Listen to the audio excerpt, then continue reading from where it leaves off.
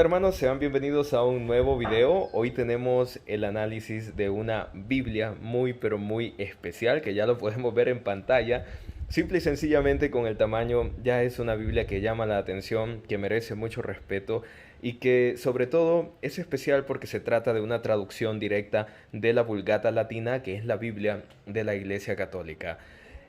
Por lo tanto, vamos a hacer varios comentarios antes de poder comenzar. Hice una búsqueda en YouTube y si ustedes escriben en YouTube Sagrada Biblia de Félix Torres Amat o Vulgata Latina Católica, se van a dar cuenta que los videos que primero se han posicionado son videos de hermanos separados que utilizan ciertas partes de esta Biblia para poder reafirmar sus doctrinas y dejar entrever que la Iglesia Católica está enseñando error con la traducción de esta Biblia. Entonces desde ya les pido un like, un comentario, porque eso ayuda a que YouTube vaya posicionando mejor este video, y voy a hacer comentarios, por supuesto, refutando las enseñanzas que estaban dando estas otras personas sobre esta escritura. Así que bueno, dada esta introducción, también hago un último agradecimiento a la abuelita de Andrea, que es la persona que lleva el Instagram. Bueno, no la abuelita, sino Andrea es una de las personas que colabora con Proyecto Fe. Lleva nuestro Instagram que tienen en la esquina superior izquierda del canal para que lo vayan a ver. Ahí subimos versículos a diario y también algunas enseñanzas a través de Instagram TV, así que les sugiero que no se lo pierdan.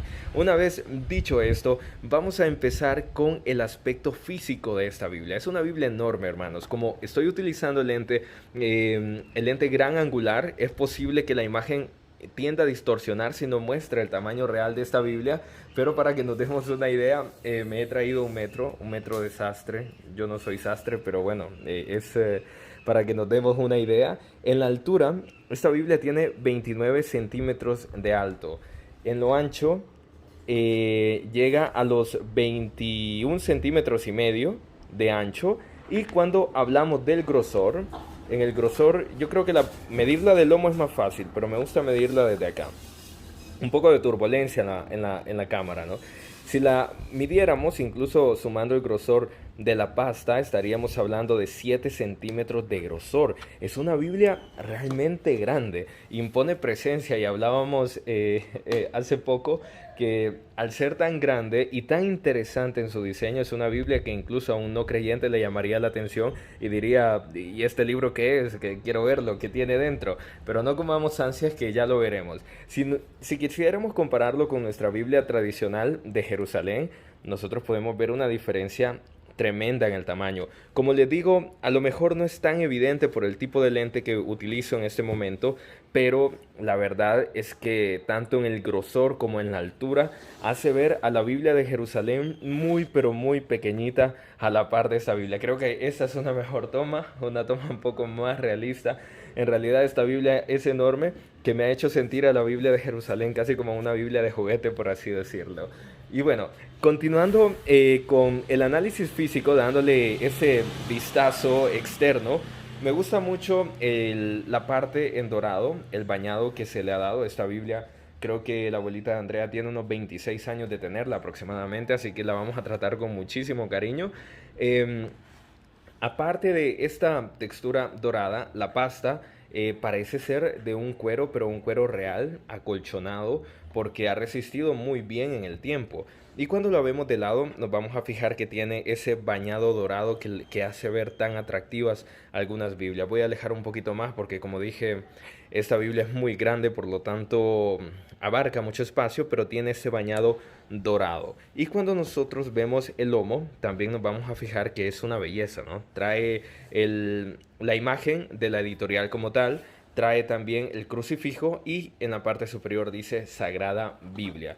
En la parte trasera no tenemos nada más que algunos desgastes ya por cuestiones del tiempo, pues una cuestión totalmente natural, pero como digo, una Biblia enorme, una Biblia pesada y sobre todo con una traducción muy, muy de calidad. Y aquí, antes de que empecemos a abrirla y la miremos, me gustaría hacer una mención. Muchas veces hay hermanos que critican las traducciones actuales de la Biblia porque les parece que traen este enfoque, que traen otro, y es respetable. Pero también hay que decir que cuando estamos pidiendo o exigiendo tener una Biblia con una traducción, digamos, muy fiel, una traducción muy literal, también hay que estar preparados para saber leerla. Y nos vamos a dar cuenta a medida que vayamos explorando las páginas de esta Biblia, que hay ciertas palabras que pueden tender a la confusión y que por lo tanto vamos a aclarar esos detalles en este video. Así que no esperemos más y vamos a abrirla. Una vez que la abrimos, lo primero que encontramos es esta página blanca. Luego viene la sección de dedicatoria, la cual me voy a saltar porque es privada. Y nos vamos a encontrar esta belleza. Lo pueden ver, una imagen del Santo Padre Juan Pablo II. Y en el centro tenemos Sagrada Biblia, traducida de la Vulgata latina al español. Hermanos, si usted no sabe, cuando la iglesia hace la Biblia con el Papa San Dámaso I en el año 382, ellos conforman la Biblia con libros hebreos y con libros griegos.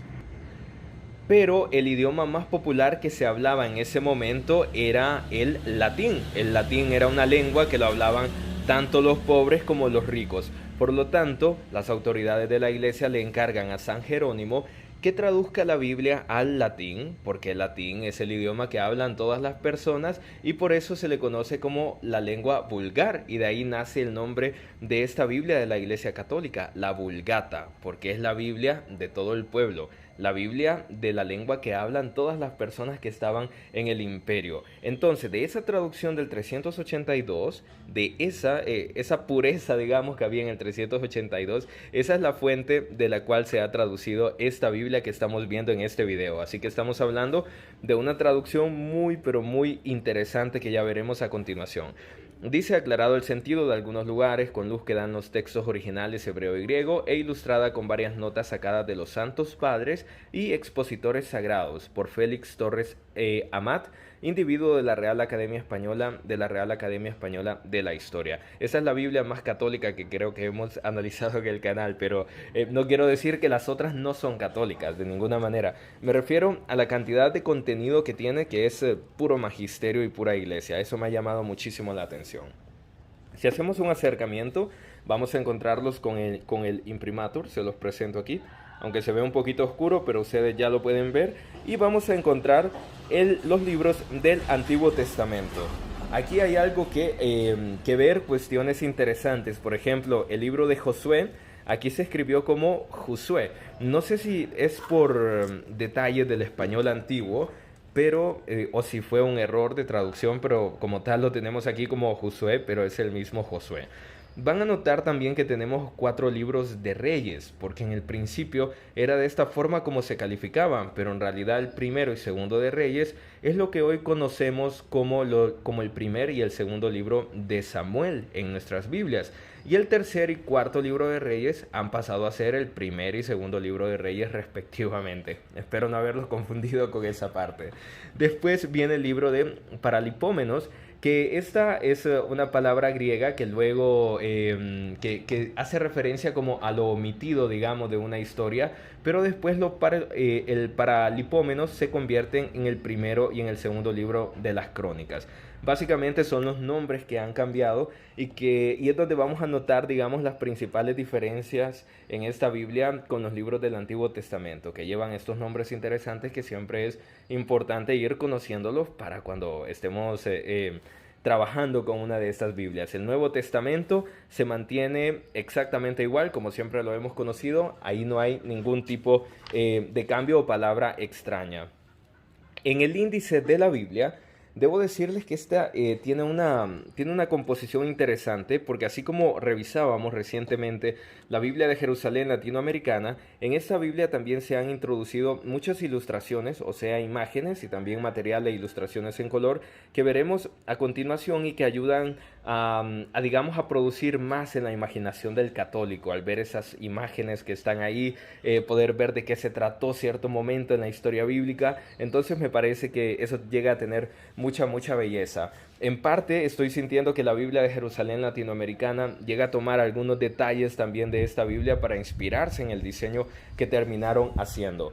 Entonces, ¿por qué menciono que esta Biblia me parece realmente muy católica? Primero por la introducción que dan, y me gusta mucho cómo explican la alianza, las divisiones que se han dado, el canon de la Sagrada Escritura, los idiomas de la Biblia, la literatura de la Biblia en orden cronológico, y te lo enseña de la manera que oficialmente lo enseña la iglesia. Nosotros tenemos la fortuna de ver los libros en este orden, así, y a lo mejor podemos hacer una lectura narrativa donde podemos entender la Biblia como una historia, pero los libros no fueron escritos en este orden, se han ido poniendo en ese orden para poder tener una mejor lectura y mejor estudio, y todo esto te lo van explicando acá. El único detalle mientras leía es que menciona tener 45 libros en el Antiguo Testamento y 27 en el Nuevo Testamento. Supongo que fue algún error en la traducción, porque contando los libros que hay en el índice hay 46 libros y sabemos 46 más 27 pues son 73 libros. O que alguien me corrija en los comentarios si aquí estoy sumando mal, pero 46 más 27 73 libros. Vamos, sé que no estoy sumando mal, hermanos. Tal vez un errorcito de traducción. Entonces te habla del Antiguo Testamento, los libros, como en qué años se escribieron más o menos, en qué año fueron apareciendo, Antiguos Testamentos, libros históricos, libros proféticos, otras escrituras que hubieron en el Antiguo Testamento, la literatura sapiensal y los salmos. Es decir, esto se trata de una introducción realmente poderosa a la Biblia, y es una introducción muy amplia, que el tamaño de la Biblia ayuda a poder introducir todo este material acá. Y como ellos se han tomado el tiempo de ser tan detallistas en esto, pues yo también me voy a tomar el tiempo en este análisis, aún así nos lleve media hora para poder terminarlo o más tiempo. Hermanos, yo no voy a parar. También nos presenta los evangelios y los hechos de los apóstoles, las epístolas paulinas, otras escrituras del Nuevo Testamento, la iglesia de la Biblia y el papel de la Biblia en la iglesia. Aquí menciona un detalle interesante que habla de los estudios bíblicos, y menciona que en tiempos recientes la iglesia ha apoyado los estudios bíblicos por 3 encíclicas papales. Una de 1893, que es Providentissimus Deus; la segunda es Spiritus Paraclitus, de 1917, y la tercera, que es Divino Aflante Spiritu, de 1943. Esta fue hecha por el Papa Pío XII y se recomienda tanto su lectura que incluso ellos han integrado dicha encíclica aquí, dentro de la Biblia. Esto me encantó, poder leer la encíclica del Papa, que estuviera aquí dentro de la Biblia, porque te da un contexto tan profundo, tan grande, con la sabiduría que tienen los papas para poder hablar, para poder enseñar, y te pone de verdad en un contexto en el que dices lo importante que pueden ser los estudios bíblicos. Y por eso sacerdotes como el Padre Toro también se llegaban a molestar cuando no les permitían desarrollar un estudio bíblico en determinadas iglesias, porque esto es algo que la iglesia promueve como tal, pero en ciertas regiones lamentablemente estamos privados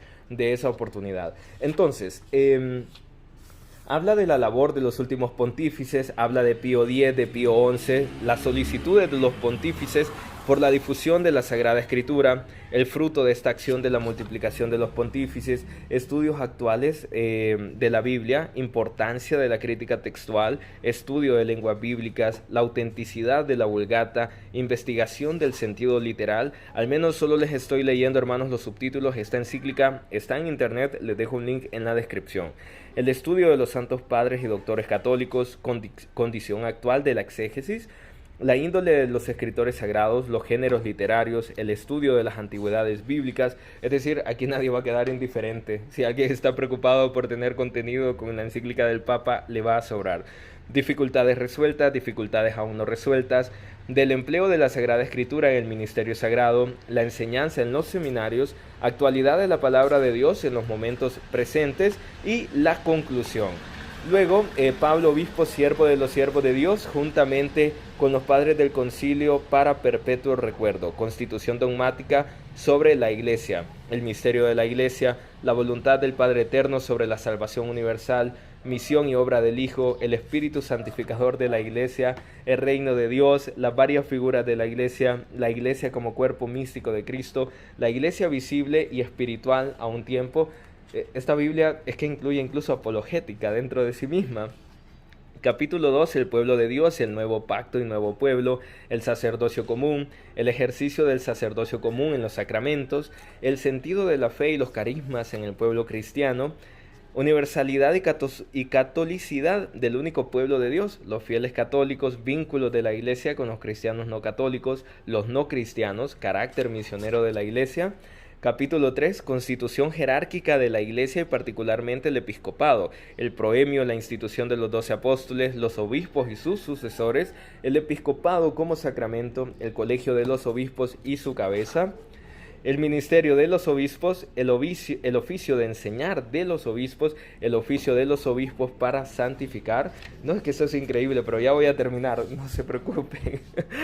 Los presbíteros, sus relaciones con Cristo, con los obispos, con el presbítero y con el pueblo cristiano, los diáconos. Y en el capítulo 4, los laicos, ¿qué se entiende por laicos? Unidad en la diversidad, el apostolado de los laicos, consagración en el mundo, el testimonio de su vida en las estructuras humanas, esto es para nosotros, relaciones con la jerarquía y como alma en el cuerpo. Capítulo 5, la universal vocación a la santidad de la Iglesia, el llamamiento a la santidad, el divino maestro y modelo de toda perfección, la santidad de los diversos estados, los consejos evangélicos y en el capítulo 6 de los religiosos, castidad, pobreza y obediencia, distintivo especial, reglas y constituciones, purificación del alma, perseverancia.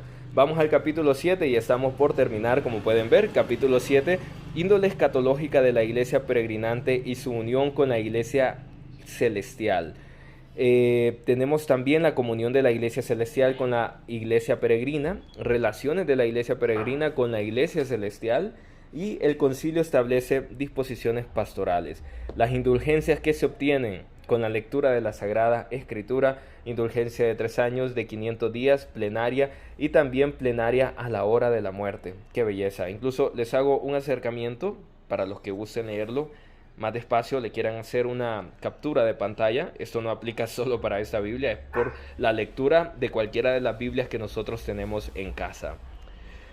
Hermanos, he estado leyendo y leyendo. Fue necesario para mí poder darles todos esos subtítulos porque, como dije, son escritos de nuestros santos padres y por lo tanto si ellos lo pusieron aquí no es algo que yo pueda omitir y pasar las páginas como si nada. Al menos hago una mención de los subtítulos que encontramos en los documentos para que sepamos de qué está hecha esta Biblia.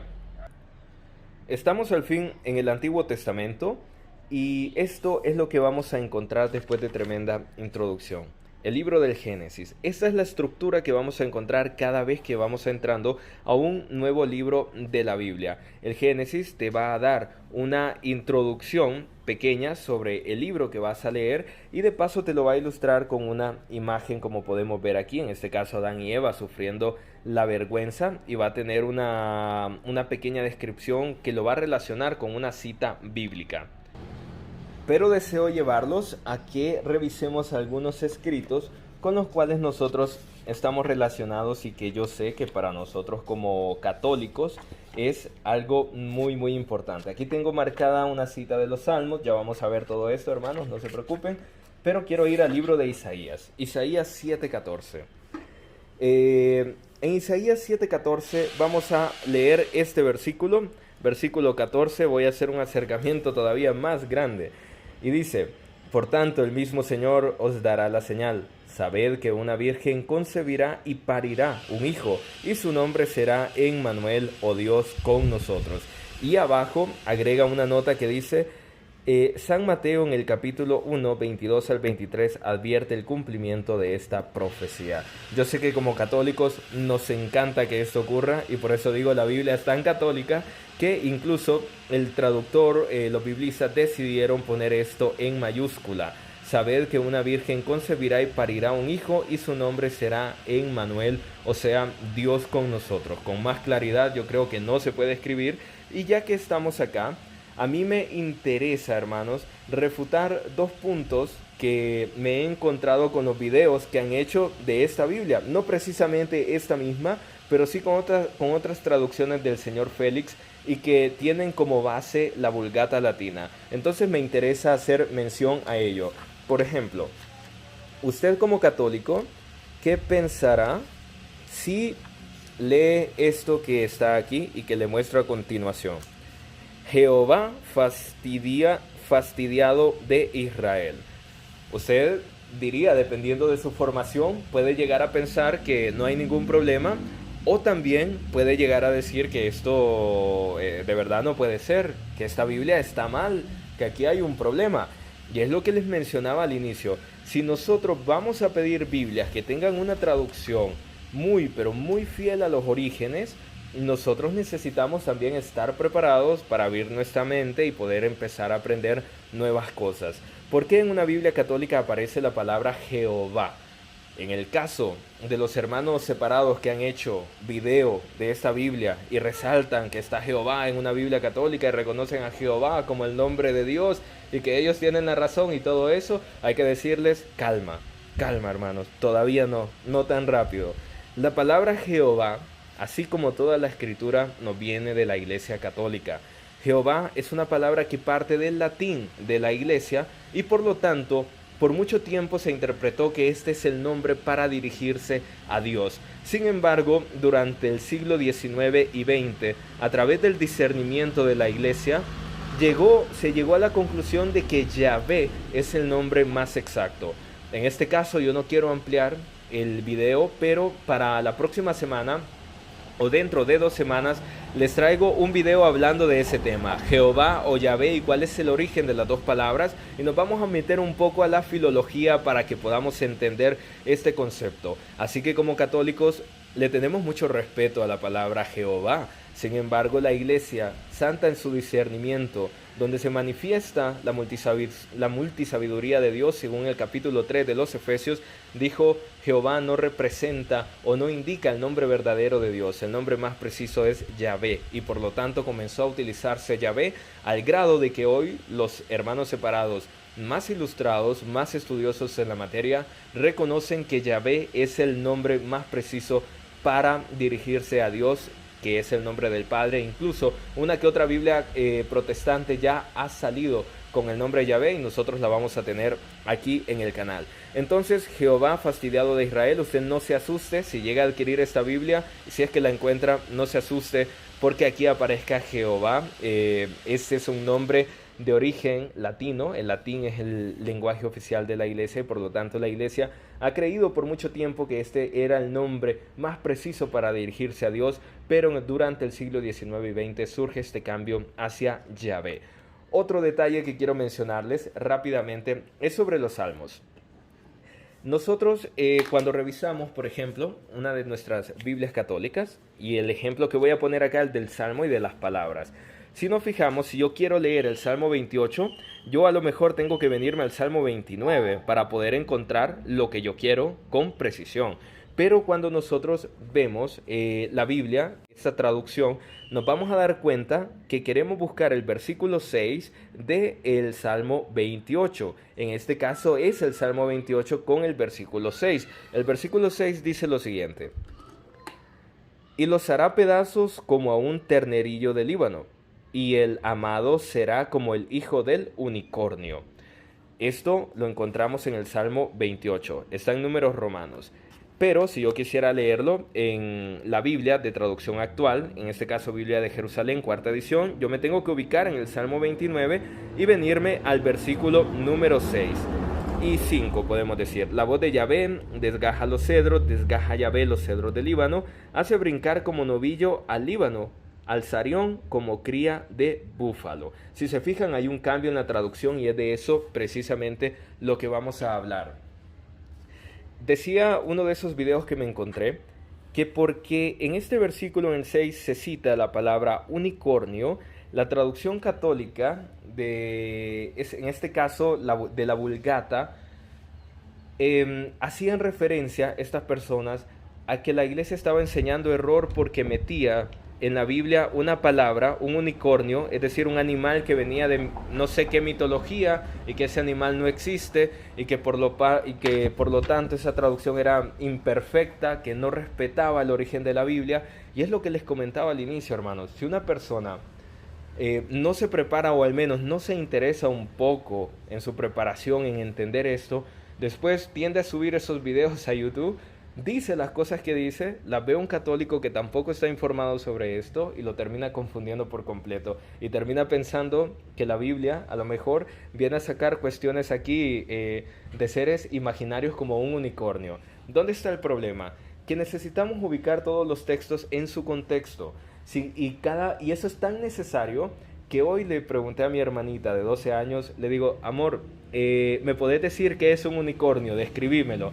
Y ella me describió la imagen que naturalmente todos tenemos de un unicornio, un caballo con un cuerno. Eso no existe, no tenemos ninguna prueba de ese animal. Sin embargo, en el tiempo que se utilizaba esta palabra, unicornio, y si lo buscamos también con un diccionario de ese momento, con un diccionario inglés, ya nos vamos a dar cuenta de ello, y es más, voy a hacer un video la próxima semana, me comprometo sobre esto. Nos vamos a dar cuenta que unicornio se refería a rinoceronte de un cuerno. Hay rinocerontes de uno y también de dos cuernos. Por lo tanto, unicornio, un cuerno, unicornio, es de un cuerno. Por lo tanto, hace referencia al animal que tiene un cuerno, pero no al caballo que nos han pintado en las películas o en las historias de ficción como tal. Entonces, hacer esta diferenciación es realmente importante para que vayamos ubicando las cosas en su contexto y cómo las palabras han venido evolucionando y cómo se ha querido también precisar el sentido en la traducción, que ahora no se usa tampoco rinoceronte, sino que se ha utilizado búfalo, como leímos en la traducción de la Biblia de Jerusalén. Y si a alguien le queda duda de eso, tengo aquí un ejemplar de la Biblia King James, que yo sé que nunca les hice ese video, hermanos, donde dije que las iba a revisar, pero es que además esta Biblia está en inglés y no está completa porque me la encontré, por lo tanto no creo que vaya a ser de mucha utilidad, pero para el hermano que dice que es un problema de la Biblia católica, no es así. La Biblia King James es una de las traducciones más fiables para ellos, es una de las Biblias que más les gusta leer, y la Biblia King James, veamos que dice en el Salmo 29, como están viendo en pantalla, en el versículo 6. Quiero ver si puedo darle un acercamiento para que haya claridad para ustedes, que es lo que más me importa. Ahí tenemos el versículo 6. Voy a intentar no moverme. Dice, He maketh them also to skip like a calf, Lebanon and Sirion like a young unicorn. Yo quiero que nos centremos en la última parte. Como un joven unicornio. Aquí lo tenemos, versículo 6. Young unicorn. Estamos hablando de un joven unicornio. Esta Biblia es protestante y también utiliza la palabra unicornio, y no se utiliza solo en este salmo. Se cita más veces en la Biblia, pero como decimos, ¿no? La importancia de entender la palabra de Dios en su contexto, en el momento histórico, lo que quiso hacer el autor divino, cómo hablaba la gente en ese momento. Todo eso es fundamental. Si usted está pidiendo una traducción sincera y muy fiel a los orígenes, usted debe de abrir su mente a esto. No me va a salir con que la Reina Valera 1960 es la traducción más fiel y verdadera, y que usted va a decir que esta no lo es. Vamos, esto ya es una debilidad de parte del hermano separado que viene a decir esas barbaridades, ¿no? Y para terminar, para concluir este pasaje, digamos, de defensa, porque creo que es necesario mencionar esto porque aplica para cualquier otro pasaje de la Escritura, es necesario saberlo. La evolución del lenguaje se da a medida que el hombre también va evolucionando, las formas de expresión cambian, y es lo que quiero mostrarles en el Evangelio de San Lucas. Quiero que hagamos un acercamiento en el capítulo 1 y que nos centremos en el versículo 3. Dice, parecióme también a mí, después de haberme informado de todos exactamente desde su origen, escribírtelo por su orden, oh dignísimo Teófilo. Dice, parecióme, me está costando pronunciarlo. Esta era la forma en la cual se escribía antes. Estamos hablando de un español antiguo. Ahora nosotros diríamos este me que vemos al final. Incluso le voy a dar más acercamiento para que no quepa ninguna duda. Estamos en el versículo 3. Este me que estamos viendo aquí, nosotros lo pasamos para atrás y decimos, me pareció también a mí. ¿Ok? No hablamos en forma de parecióme también a mí, sino que decimos me pareció también a mí. Son pequeños cambios que van surgiendo a medida que la humanidad va evolucionando, que las culturas se van mezclando, que la gente se va expresando, y que la Real Academia de Lengua Española, tanto la de español como la inglesa, van cuidando esos detalles y se van introduciendo cambios en la forma de expresión. Por esa razón, cuando nos acerquemos a una Biblia que tiene tanto tiempo o que sus fuentes son tan pero tan viejas, nos vamos a dar cuenta que ciertas traducciones tienen palabras muy extrañas para nosotros. Así que preparémonos porque vamos a estar leyendo traducciones que se hicieron en un contexto muy distinto en el cual nosotros vivimos, y por lo tanto no hay que tirar esas alertas o ser tan irresponsables con videos que suben algunos hermanos diciendo lo que dicen. Ahora sí, hermanos, vamos a finalizar porque ya casi alcanzamos los 30 minutos. Voy a tomar este grupo de hojas solo para irlas pasando e irme deteniendo en detalles que quiero mostrarles. Por ejemplo, las ilustraciones. Aquí tenemos a Moisés con las tablas de la ley en el monte Sinaí. Esto es una belleza porque a medida que se va leyendo la Biblia, pues uno se va imaginando estas imágenes, esos momentos.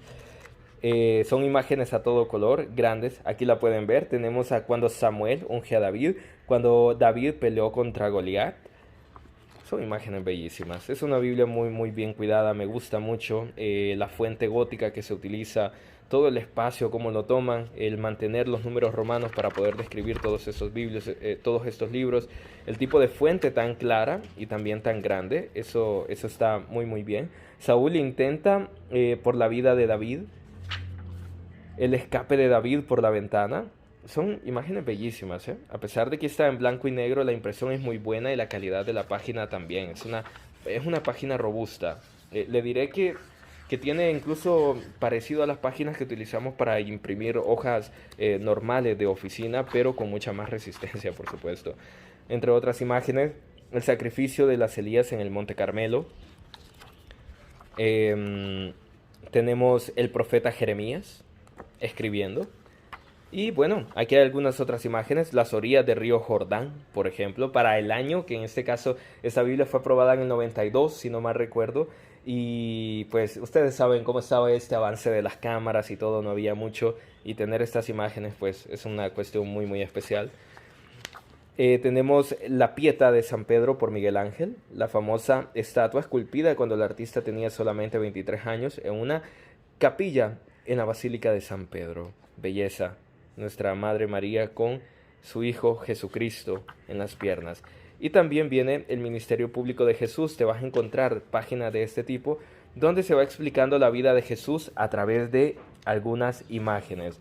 Muy linda, la verdad. La verdad que es una Biblia que, bueno, me la voy a quedar, abuela Andrea, no la espere de regreso. Es lo que le puedo decir. Es broma, hermanos. No robarás, no robarás. La pasión, la muerte, la resurrección de Jesús. Acá, es para apreciar todo esto, realmente. O sea, eso es una Biblia, ¿sabe? Me la imagino en un altar dentro de nuestra casa, tenerla puesta, el Santo Rosario, tener todo y con estas imágenes ilustrativas ahí al frente. O sea, esto es una belleza. Es una belleza. Bueno, aquí algunas otras anotaciones. Fíjense que había una parte en medio que quiero presentarles para que finalicemos, que no se me vaya a caer. Era esto. Es una Biblia que a pesar de su tamaño se convierte en una Biblia súper personal. Porque puedes poner un álbum de familia, cuándo fue la primera confesión, bautismo, de todos los miembros de la familia. Para 4 hijos tiene aquí. Entonces yo creo que 4 hijos es como el promedio de hijos que llega a tener una familia católica en sí. Y bueno, es una parte, nada, es que las palabras creo que se quedan cortas porque sí me parece una Biblia muy especial. Y ya para finalizar, cuando llegamos a la parte del Apocalipsis y estamos en la sección final, vamos a encontrar un índice de palabras que nos van a ayudar para el estudio bíblico. Como les digo, esta Biblia se tomaron su tiempo para hacerla, yo por lo tanto también le doy tiempo aquí en el video y espero que ustedes también estén todavía en el video y que vayan dejando sus comentarios sobre ella. ¿Qué les parece? Se ha denominado Camino de Luz, temas espirituales para la Biblia.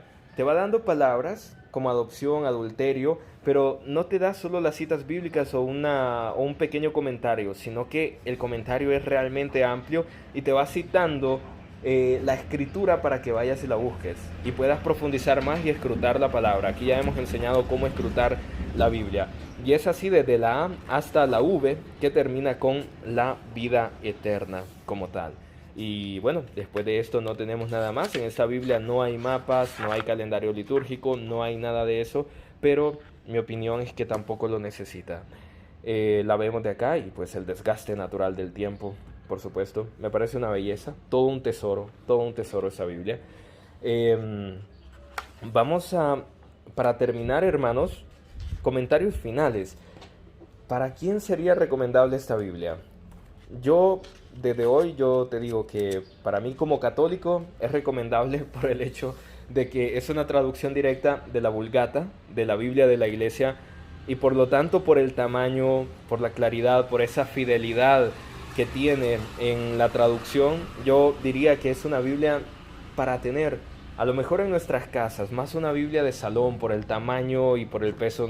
Yo creo que no es sencillo de transportarla. Prácticamente estás hablando de un equipaje de mano perfectamente por el tamaño que tiene.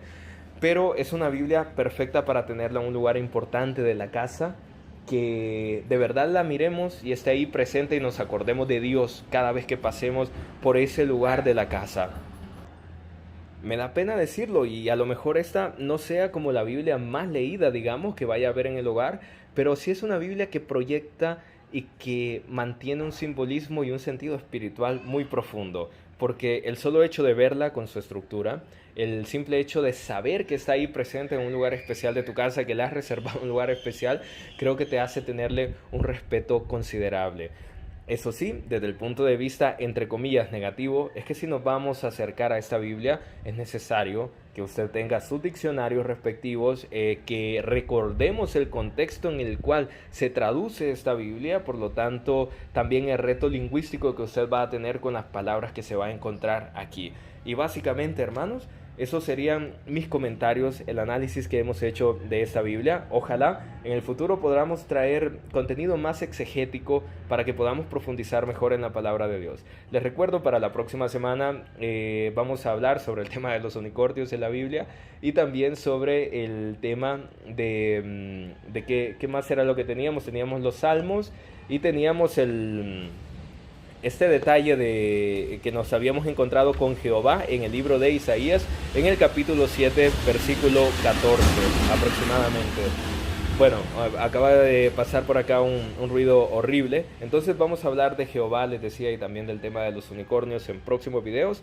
Les sugiero activar la campana para que estén avisados de las notificaciones cada vez que estemos subiendo un nuevo video, y que comenten y den like a este si les ha gustado, y que por supuesto dejen sus comentarios, qué opiniones tienen, si tienen esta Biblia también en sus casas o si tienen alguna otra variante del señor Félix. Así que esto es todo por hoy y nos seguimos viendo en el próximo video. Un fuerte abrazo y bendiciones.